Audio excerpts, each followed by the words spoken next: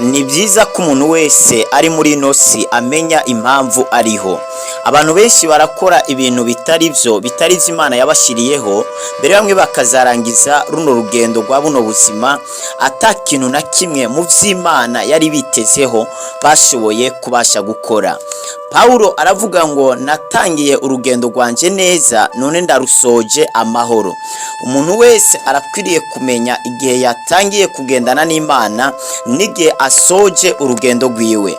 Niki gishobora gutumenyesha ko watangiye urugendo rwawe neza? Ni ijambo ry'Imana niryo rishobora kukumenyesha ko uri kumwe n'Imana, kuri kuragendana nayo, kuri kurakorana nayo, niryo rishobora kukumenyesha ingene wewe umeze, niryo rishobora kukumenyesha ubuzima bwawe bwa none ndetse n'ubuzima bwawe bwa kazoza. Ukwiriye kumenya kubera iki ndiho, mbega niki Imana yashiriyeho, niki Imana yashiriyeho gukora, mbega niyehe Imana yashiriye kuba. Turabaramukije mwese bakunzi b'ikiganiro haracyariho ivyizigiro. Bene data mudukurikirana kuri iyi channel ya haracyariho ivyizigiro TV, amahoro y'Imana nakomeze kubana namwe. Turabashimira cyane kuba mwarahisemo gukurikirana kino kiganiro, turabashimira cyane kuba muparataja abandi zino nyigisho kugira ngo babashe gushikirwa. Turagushimira umaze gukanda subscribe cyangwa sabone, turagushimira nawe ushiraho like ndetse nawe wandika no muri commentaire. Ibyo byose iyo ubikoze uri kuradutera intege zo kugira ngo tubakorere ibindi biganiro. Imana ibaho umugisha. Turafise ikigwa twatangiye, iyi ni pariti ya kabiri cyanye igice cya kabiri. Kubera iki uriho? Niye mpamvu uriho abandi barapfuye. Urakwiye kumenya impamvu uriho. Abantu benshi rero barashobora kubaho ubuzima bakazava muri nosi badakoze ivy'Imana yabashiriyeho gukora. Ntabwo uriho kugihamana, uriho kubera umugambi w'Imana. N'Imana yagushizeho, n'Imana yakuremye, kandi mu gukurema Imana yabanje gukwiyumviraho. Nkuko yabwiye Yeremiya ngo utaraba urusoro mu nda ya nyoko nari ndakuzi, kandi ukiri urusoro mu nda ya nyoko naragutoranije. Uravyumva?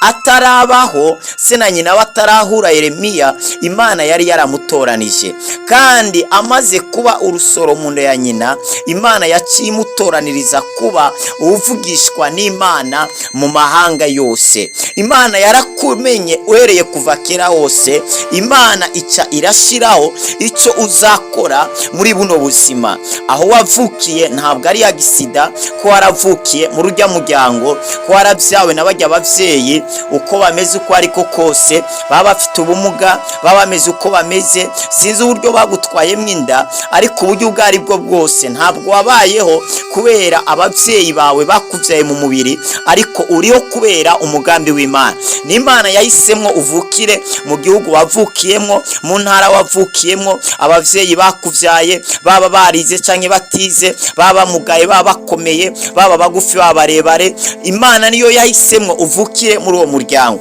Niyo mpamvu umwana wese arakwiriye kunezerererwa igihugu yavukiyemo, intara yavukiyemo, n'abavyeyi bamuvyaye. Urakwiriye kunezerererwa ikirere, ibintu byose, inkomoko y'ubuzima bwawe. Kubera iki? Ntabwo ari Imana ko waravutse muri urya muryango. Ni Imana yabishizeho, yabipanze bitewe n'ico yagushiriyeho gukora. Niyo mpamvu muri ino si abantu batiga amashure amwe, mbere n'abiza amashure amwe bakarangiriza rimwe, bishobora kurangira badakoze ibikorwa bimwe. Ugasanga umwe yakoze bimwe, uwundi yakoze ibindi, kandi ugasanga bamwe muri bo ntabwo bakoze ivyo bigiye. Ni kubera ko Imana ivyo yagushiriyeho biratandukanye n'ivyo wowe wironderera cye n'ivyo abavyeyi bakurondereye.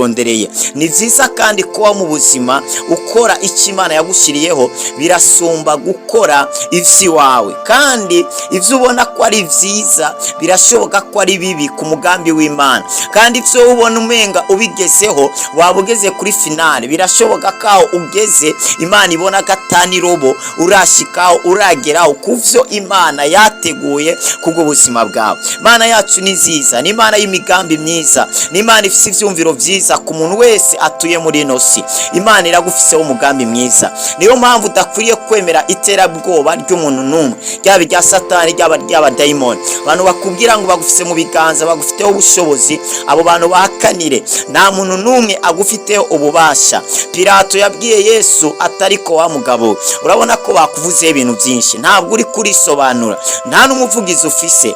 Burya nje ndevye urubanza rwawe ndi kubona usa n'umuntu yarenganijwe. Mugabo raba icyo wibwiriza, ugira akantu mbwiye, hanyuma urubanza ndaza kureba ingene ndarugererenga, kuko je ndafite ubushobozi bwo kukwicisha mbere no kukurekuza. Yesu acaramwanyira aho ngaho yaciye avuga, ahita aravuga ngo nta bubasha ufise kirese ubuhawe n'Imana. Bisigura ngo Satani bene data nta bushobozi afise ku mwana w'Imana.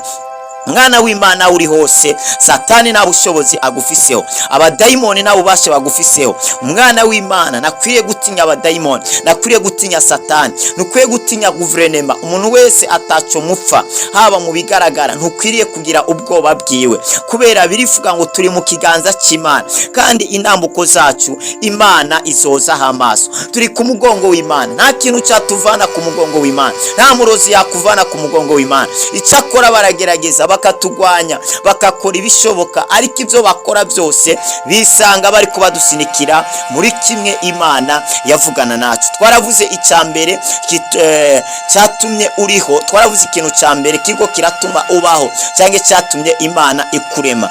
Twavuze ngo nukugira ngo uheshe Imana data wa twese icyubahiro. Twarasomye imirongo nagiye kugarukaho, nimba ari rya mbere udukurikiranye cyangwa ukurikiranye kino cigwa, subira inyuma wandike partie ya mbere. Kubera iki ndiho, wandike parite ya mbere, urasa kubona icyo gice cya mbere, maze ukurikirane kugira ngo muri kino gice cya kabiri ubashe gukurikirana ibintu birambuye. Imana igwezagire cyane. Nagomba dusome ijambo ry'Imana dusanga mu cete Paul yandikiye Abanyefeso, ibice byaho ni 2, turasoma umurongo waho wa 10. Aravuga ngo kuko turi biremwa byayo, twaremewe muri Kristo Yesu ngo dukore ibikorwa byiza ivyo Imana yateguye kuva kera ngo tubigenderemwo. Amen. Baravuze ngo turi ibiremwa byayo, twaremewe muri Kristo Yesu kugira ngo dukore ibikorwa byiza ivyo Imana yateguye kuva kera kugira ngo tubashe kubigenderamo. Ikintu rero cya kabiri gituma uriho, turiho kugira ngo dukore ibikorwa byiza. Impamvu igira kabiri ituma uriho kugira ngo ukore ibikorwa byiza. Ibyo bikorwa byiza rero turabona ahantu Imana yabiteguriye cyangwa yabikoreye ni muri Kristo Yesu. Birivuga ngo ubwa mbere na mbere jambo yariho, nta cyarimwe na kimwe gitaremwe nawe. Mwibuke ko Imana mu kurema ibintu yaravugaga bikaba, yarekuraga ijambo.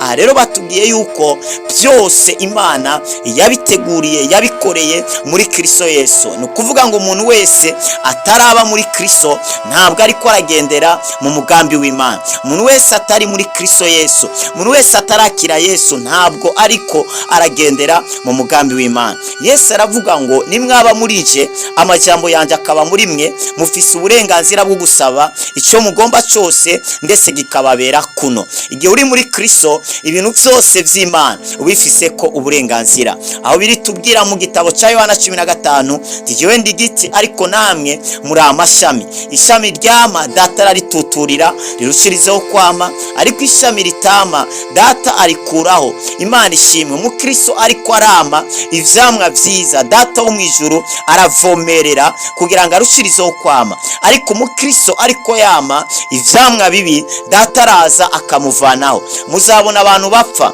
ari abantu bapfa nivyo Imana ibaruhuye cyane ibahamagaye, ivuze ati uyu muntu ndabona ko yaruhiye muri ino si, reka ndamwiyegereze. Ariko hari n'abandi bantu bagenda hataragera, Imana ikareba ati uyu muntu arabayo ariko nta kintu amaze muri ino si, ariko arangiza gusa umwanya, ariko aragirira nabi abandi, ariko arabuza n'abagombaga kwama neza. Kubw'iyo mpamvu reka ndamukureho akiri kare. Hariho n'abandi bantu Imana itahana n'abandi bantu Imana itana b'abakristo batazaja mu muriro ariko bazaja mu ijuru. Mugabo kubera ko Imana yabonye gutari kurakora ibitari byo yagushiriyeho, kuri kuratagaza intumbero y'ubuzima yakuremeye, ikabona ushaka gutakaza direction yayo, Imana iragukebanura hakiri kare kavuga ati reka uyu muntu nubwo yankoreye ntaje kurangiza nabi, reka mbe ndamwiyegereza hakiri kare. Ico rero twaremewe no gukora ibikorwa byiza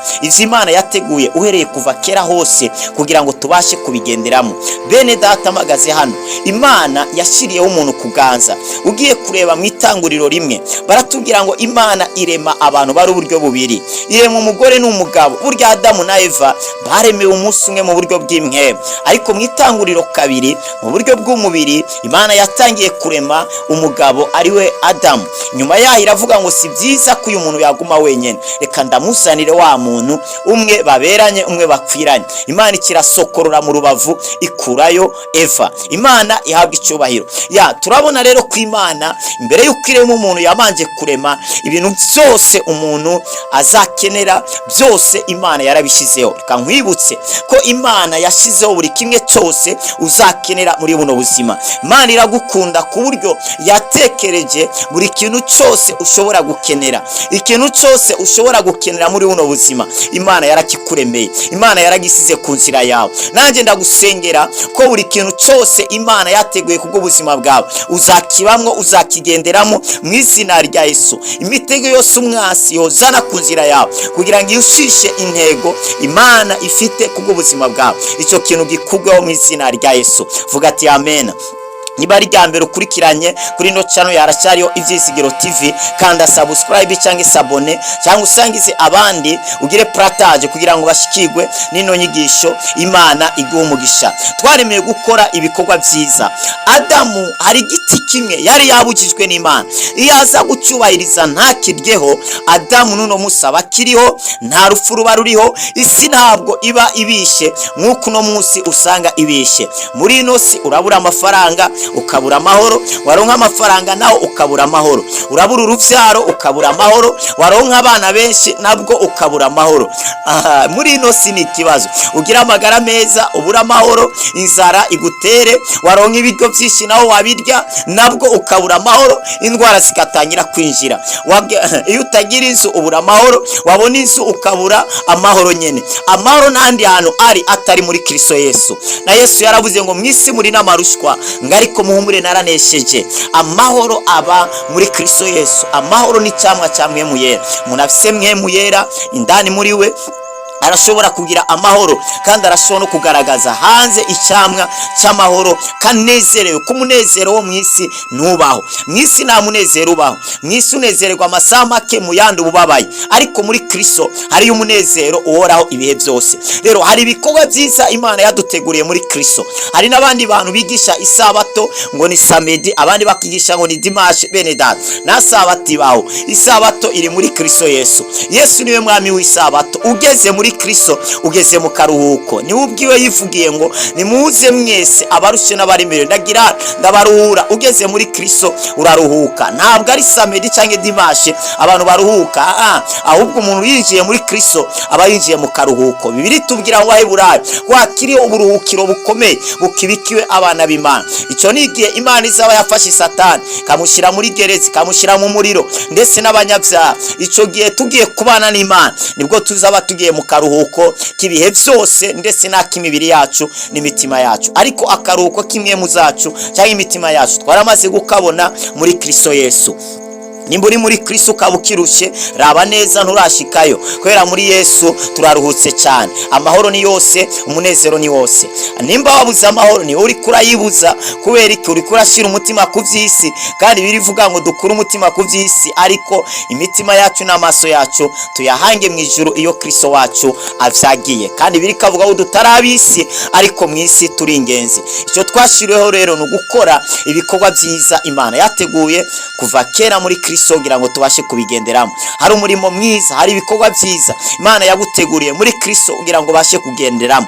Muri ivyo bikorwa byiza harimo amagara meza, harimo amahoro, kubaho neza, harimo iterambere, umugore mwiza, inzu nziza, harimo amahoro, umunezero, ivyishimo, ikintu cyose ushobora gukenera, ariko condition no kuba muri Kristo Yesu. Imana igumugisha. Impamvu rero igira kabiri ituma uriho ni kugira ngo ukore ibikorwa byiza ivy'Imana yateguye kuva kera. Data mwiza, ndasenga mwene data, reka umugisha wawe ukomeze kubana nawe, uzana impinduka ku buzima bwe, umuhe kugendera mu bikorwa byiza ivyo wateguye kuva kera mu izina rya Kristo Yesu, amen. Wifuza gusengerwa cyane ari kibazo ufise, ari umutwaro cyangwa ari insozi warose zikakuzazanira, WhatsApp yacu ni +257 senge karande. Wibuke gusangiza abandi mu gukanda partage kugira ngo abandi bashikirwe. Ushiraho like niba wakunze zino nyigisho, ndetse wongere wandike muri commentaire icyagufashije. Imana yo mu ijuru iguhezagire cyane.